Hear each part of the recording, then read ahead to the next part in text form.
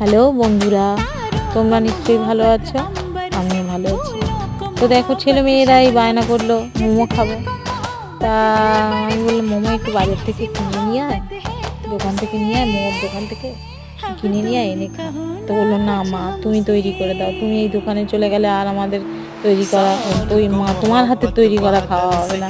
পয়সা দিলে তো কিনে খাওয়াই যাবে, কিন্তু তোমার হাতে তৈরি করা। তা আমিও ভেবে দেখলাম সত্যি তো আমার হাতে তৈরি করা মোমো ওদের আর খাওয়া হবে না। এই 1 মাস ওর চোখ অপারেশন হয়ে বাড়িতে ছিলাম, আবার কবে বাড়ি থাকবো এরকম একটা না, জানি না। আর জানো তো আমাদের দোকান তো খুলতেই হবে, দোকান বন্ধ করে বাড়ি থাকলে তো আর হবে না।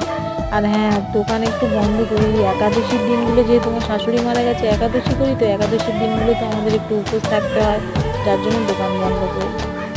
তো এই ছিল আজ আমাদের কথা। টাটা।